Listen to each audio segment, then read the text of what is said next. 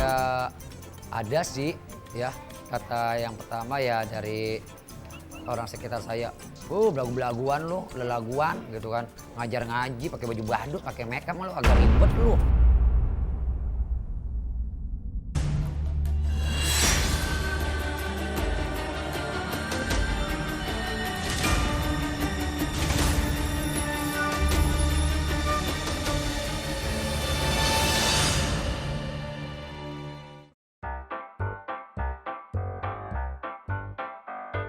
Sahabat Hikmah, siapa yang tak suka badut? Rupanya yang lucu, kostum yang terlihat ngejreng, dan juga tingkah lakunya yang jenaka membuat orang yang melihatnya merasa terhibur. Tapi ada yang unik dari badut yang satu ini. Dalam karakter badutnya, ia mengajar mengaji anak-anak di daerah Kunciran, Tangerang, Banten. Assalamualaikum. Waalaikumsalam.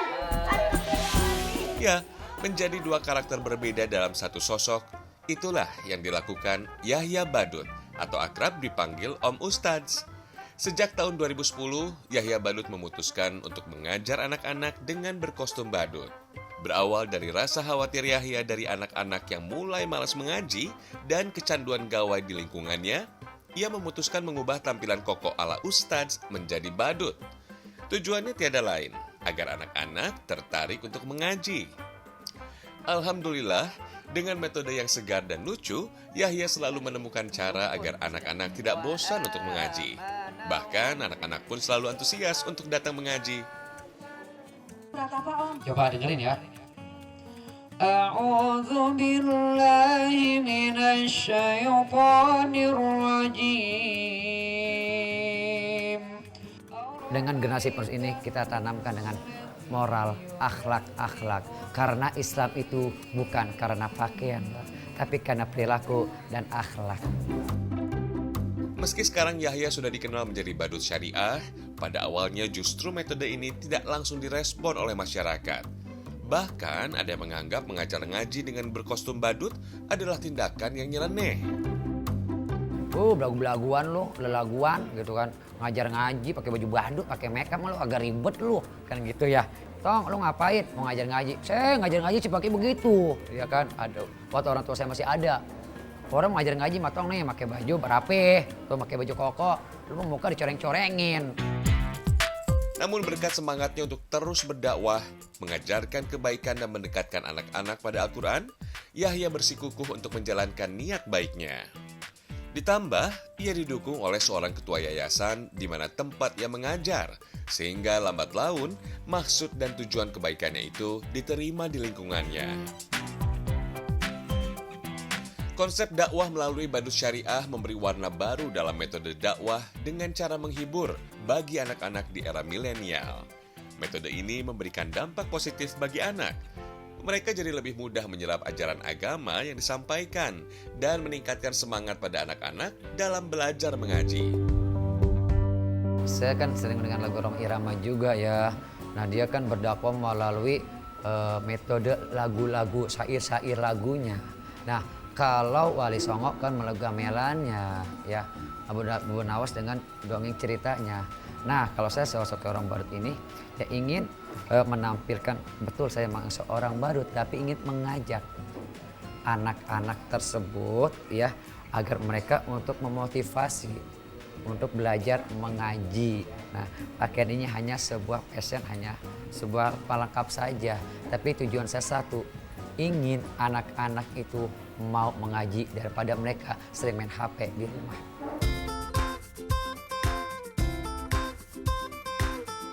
Setiap muslim yang telah balik dan berakal bertugas menjadi penyambung tugas Rasulullah untuk menyampaikan dakwah. Berdakwah adalah tugas mulia dalam pandangan Allah Subhanahu wa Ta'ala, sehingga dengan dakwah tersebut Allah menyematkan predikat khairu ummah atau sebaik-baiknya ummah. Di dalam ayat ini terkandung dua hal. Pertama, mulianya umat Islam adalah dengan dakwah. Kedua, tegak dan eksisnya umat Islam adalah dengan menjalankan konsep amar ma'ruf nahi mungkar. Apapun profesi dan pekerjaan seorang muslim, tugas dakwah tidak boleh ditinggalkan. Setiap muslim berkewajiban untuk menyampaikan dakwah sesuai dengan kapasitas dan kemampuan yang dimiliki. Itulah yang menjadi dasar Yahya untuk tetap konsisten berada di jalan dakwah.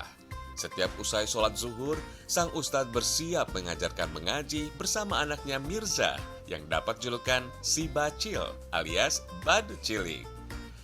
Keduanya berangkat menuju rumah tahfidz TPA-TPQ Yayasan Panti Asuhan Darussalam An-Nur Tangerang, Banten. Para santri tekun belajar mengaji dengan guru yang sangat menghibur ini. Apalagi aksi si Bacil yang jenaka membuat para murid tidak bosan mengikuti pelajaran. Saya mulai suka dari penampilan ceramah, terus kadang suka ada lucu-lucuannya, ada atraksi sulapnya. Saya mulai suka dari situ. Tidak hanya mengaji sahabat hikmah, Yahya juga memancing santrinya untuk rajin membaca. Karenanya ia membuka Taman Baca Badut Syariah sejak Januari lalu. Anak-anak bebas datang kapan saja untuk meminjam dan membaca buku dengan nyaman. Setelah puas membaca, anak-anak masih dihibur lagi dengan pertunjukan sulap yang dibawakannya. Masya Allah, tentu saja hal ini membuat santrinya semakin rajin belajar.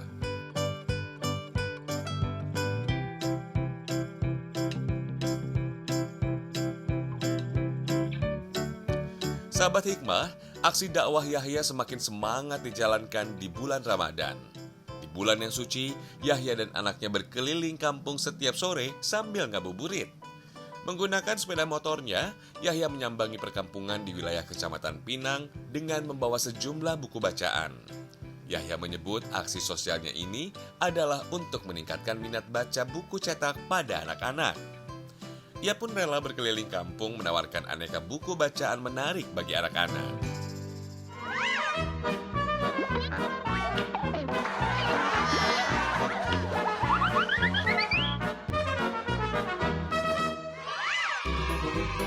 Sahabat hikmah, perjuangan untuk bertahan menghibur masyarakat dengan menjadi badut juga masih konsisten dilakukan oleh kawan-kawan dari komunitas ABI, Aku Badut Indonesia.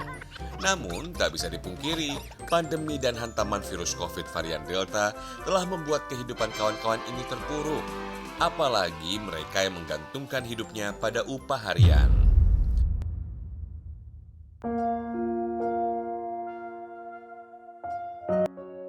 Serangan virus COVID-19 telah mengubah banyak hal, dan malangnya belum tahu kapan pandemi ini akan berakhir.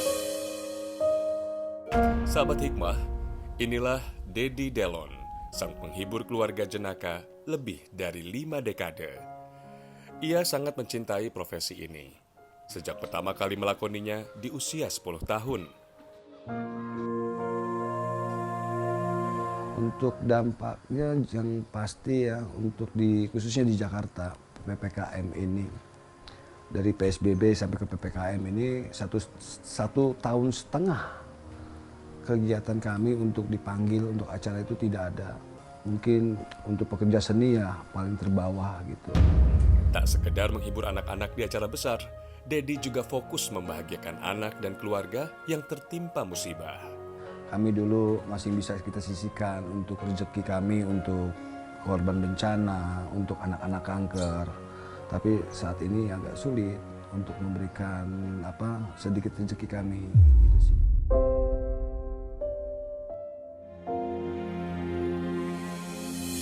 Ia tak sendiri.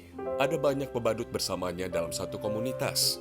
Dan selama hampir setengah abad itu, banyak suka duka yang memperbanyak pengalaman mereka. Jadi saya tampil di depan kolam renang. Jadi anak-anaknya di kolam renang. Anaknya di seberang kolam renang, saya di kolam renangnya di seberangnya. Yang ulang tahun maju. Wah, mau kasih apa nih? Tiba-tiba datang sampai saya, mau ngomong tiba-tiba jorokin. Saya diem. Ya, burungnya mati, 2. Habis semuanya.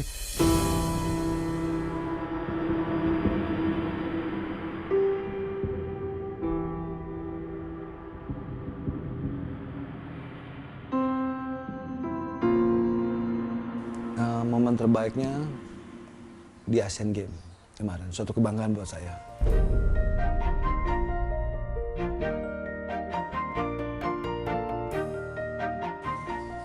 Saya dapat penghargaan di Asian Games ajang entah tahu kapan lagi Indonesia menjadi tuan rumah.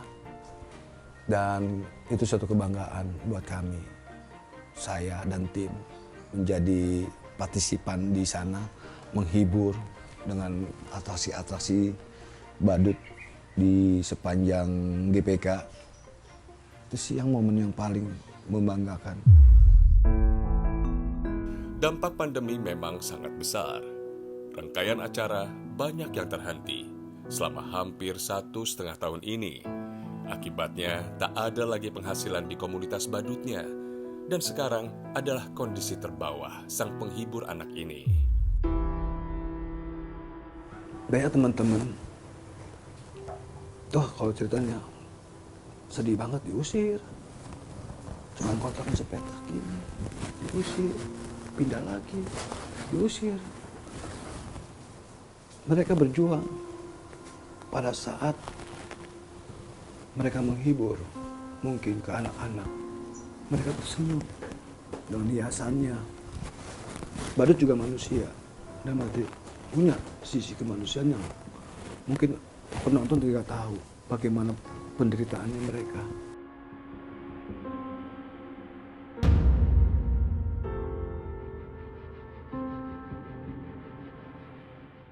Sedangkan saya sendiri, saya jual lemari es, jual TV, peralatan-peralatan kostum saya, sepatu saya,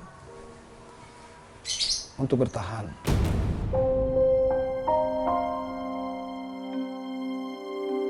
Ya Allah, saya bilang, kapan saya punya rezeki pengen punya?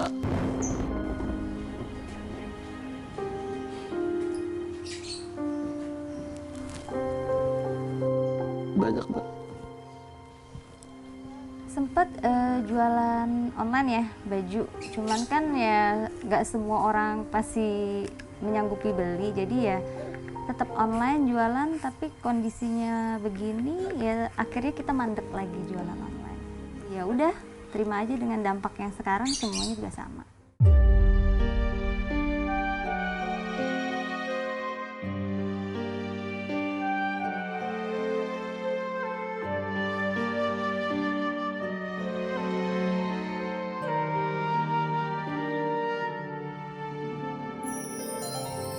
Dedi berupaya terus bertahan karena ia yakin badai ini akan berlalu dan bisa bangkit kembali.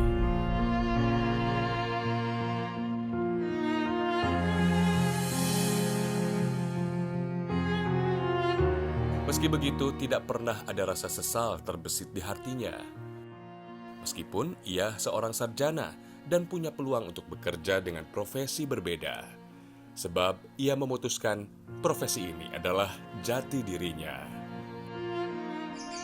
Menyesal? Saya rasa enggak. Karena satu profesi, satu kebanggaan buat saya bisa menghibur anak-anak. Itu yang membuat saya sampai sekarang bertahan. Walaupun ada niatan sih undur diri, pamit dari dunia ini. Banyak teman-teman kasih support, kasih semangat. Lo kenapa sih? Lo harus semangat, lo harus bisa menghibur anak-anak Indonesia. Siapa lagi? Siapa lagi?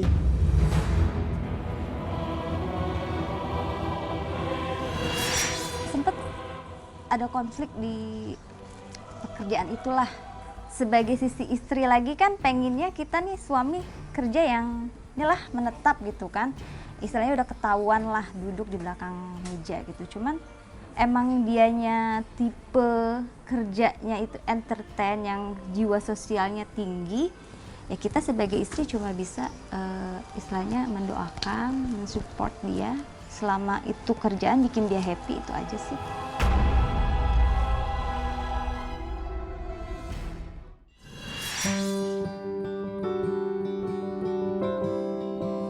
Bismillahirrahmanirrahim. Assalamualaikum warahmatullahi wabarakatuh. Baginda Nabi SAW memberikan arahan pada kita. Di saat kita sedang mengalami ujian yang modelnya seperti ini, Nabi SAW menyampaikan dalam hadisnya yang diriwayatkan dari Imam Muslim, ihris ala ma yanfa'uk. Yang pertama, kita diminta untuk fokus pada hal-hal yang bermanfaat untuk kita. Godaannya memang banyak sekali ya, wabil khusus godaan hati yang membuat kita menjadi lemah, sehingga seolah nggak ada lagi harapan di kemudian hari, sehingga ya sudahlah kita maunya ngikut keadaan. Padahal kalau kalimat ihris ala ma yanfa'uk itu bukan membuat kita kalah dengan keadaan, tetapi keadaan seperti ini bagaimana kita membawanya sebagai penempa kualitas hidup kita. Kita coba terus berpikir bagaimana memberikan manfaat. Memberikan manfaat untuk diri kita dan memberikan manfaat untuk orang lain. Dan yang kedua, Nabi SAW menegaskan wasta'in billah. Kita diminta untuk bersandar kepada Allah Subhanahu wa taala. Justru di saat inilah kita diminta untuk memperbanyak ibadah kita kepada Allah. Melihat bagaimana posisi keimanan kita zikir, kita baca Quran, kita menghadiri majelis ilmu, bangun di sepertiga akhir malam, sehingga kita mampu untuk bermunajat kepada Allah. Perbanyak itu, insya Allah jalan keluar hadir. Dan yang ketiga, wala ta'jas. Kata Nabi SAW, jangan kau buat dirimu lemah. Masya Allah ya. Walaupun memang kondisi ujian ini berat, tetapi beratnya ujian ini bukan membuat kita lemah. Beratnya ujian ini, kita diharapkan menjadi hamba yang jauh lebih berkualitas. Bahwa ini adalah ujian yang Allah berikan untuk menempa jiwa kita, sehingga lepas dari ujian ini Allah naikkan derajat kita.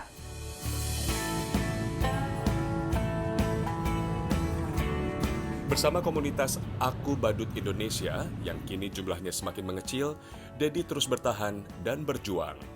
Ia dan sahabatnya ikut turun ke jalan untuk membantu pemerintah menyebarkan informasi pentingnya bermasker dan vaksinasi pada masa pandemi ini. Aksi ini mereka lakukan dengan ikhlas, sambil berharap pandemi ini segera selesai. Dedi yakin keikhlasan dan kebaikan akan memudahkan segala kesulitan yang ada di depan mata. Sebab Sang Pencipta alam semesta selalu ada buat manusia yang bermanfaat untuk manusia lainnya. Meski keadaan serba sulit, di balik ujian ini ada rasa syukur terselip di hati Dedi. Sosok istri yang menemani hidupnya hingga dampak pandemi membuat ia lebih dekat dengan keluarga.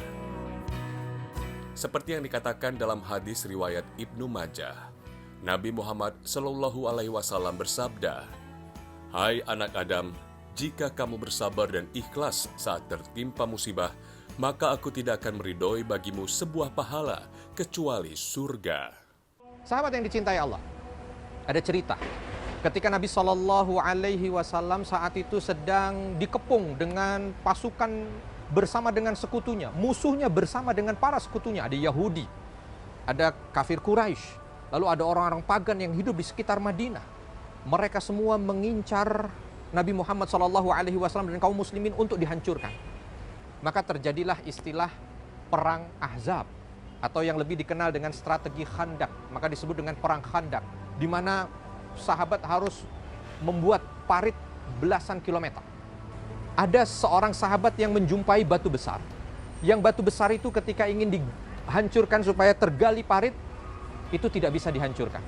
Diganti dengan sahabat yang lain, dihancurkan, tidak bisa. Diganti dengan sahabat yang lain, dihancurkan, tidak bisa. Sampai akhirnya semua memasrahkan kepada Nabi Muhammad SAW.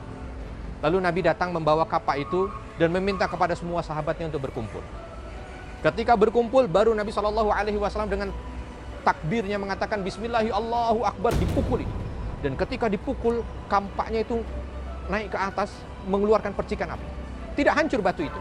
Tetapi Nabi dengan senyuman memandang wajah para sahabatnya. Sahabatku, ketahuilah, di posisi yang saat ini mungkin manusia melihat kita dalam kondisi sulit, tetapi percikan api tadi memberikan kabar gembira kepadaku bahwa Persia akan kalian taklukkan. Bismillahirrahmanirrahim, dipukul lagi, keluar percikan api lagi. Lalu Nabi mengatakan percikan api ini mengabarkan padaku bahwa Romawi akan kalian taklukkan. Dipukul lagi, keluar percikan lagi, Yaman akan kalian taklukkan. Berbahagialah dengan kabar gembira dari Allah Subhanahu wa taala, sehingga semuanya bertakbir. Semuanya bertakbir. Sehingga semuanya kembali semangat dan semuanya kembali menata pikiran mereka untuk husnuzan kepada Allah. Yang saat itu kondisi betul-betul sedang terpuruk, seolah kematian ada di depan mata. Nggak ada lagi kesempatan untuk bisa melanjutkan dakwah ini. Tetapi Nabi SAW ingin mengajarkan kepada kita bagaimana kita berprasangka baik kepada Allah dan optimis. Hey!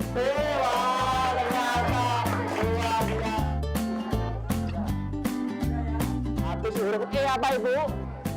Habis huruf E apa Ibu?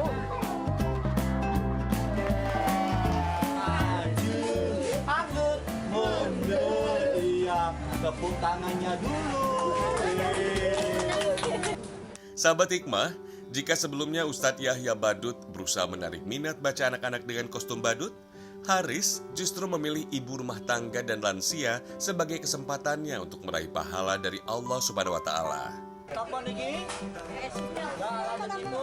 Ya, sebagian besar peserta didik Haris adalah ibu rumah tangga dan para lansia. Rasa malu karena faktor usia membuat warga enggan mengambil kesempatan belajar membaca dan menulis. Pria asal Simokerto, Surabaya ini pun sadar, mengajar membaca dan menulis kepada warga tidaklah sama dengan mengajar siswa di sekolah. Kostum badut pun kemudian dipilih, agar murid-muridnya ini tidak cepat merasa bosan. Selain itu, Haris pun memakai boneka tangan dan mendongeng untuk mencairkan suasana. Dapat inspirasinya ya kita mencoba-coba ya teman-teman itu kita busan-busuan, kita pakai biasa kok kayaknya kurang menarik, kurang diminati oleh masyarakat. Ternyata saya menemukan ide yaitu yang unik yang bisa menghibur dari masyarakat, yaitu tadi memakai kostum-kostum yang unik. Antaranya badut, terus pakaian Anoman, penakawan, terus pakaian-pakaian kayak binatang-binatang. Pria yang juga mengajar di dua sekolah ini pun harus ekstra telaten saat menyampaikan pelajaran. Mulai huruf demi huruf, hingga cara melafalkan dan menuliskan huruf serta kalimat. Tidak jarang ia harus kembali mengulang materi dari awal karena pesertanya kerap kali lupa. Kendalanya ya itu tadi, kita harus benar-benar telaten, harus benar sabar. Soalnya apa?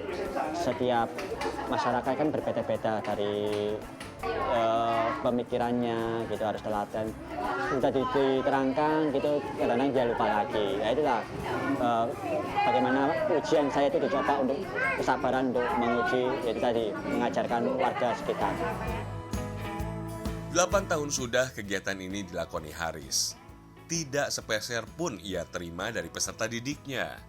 Haris bahkan kerap membagikan buku bacaan dan peralatan tulis kepada para peserta didiknya secara gratis. Semua ia lakukan demi satu tujuan mulia, yaitu berbagi ilmu kepada sesama. Meski terkadang berbagai penolakan juga kerap dialaminya. Awal mulanya keluarga itu kok kayak gini sih, terus bagaimana? Itu saya coba menyadarkan ke keluarga bahwasanya ini adalah salah satu pekerjaan yang ibadah. Gitu. Ini adalah bekal kita nanti di akhirat. Nah, makanya dengan begitu, sedikit demi sedikit keluarga akan menyadari kegiatan yang sekarang seperti ini. Haris akan terus berkeliling kampung mengajak satu demi satu warga untuk mau belajar bersama. Semuanya ia lakukan demi membantu program pemerintah untuk mengentaskan buta huruf. Dan tentu saja untuk bisa bermanfaat bagi sesama dengan mendatangkan kebahagiaan di hati mereka, sesuai dengan ajaran Rasulullah SAW yang disampaikan dalam hadisnya.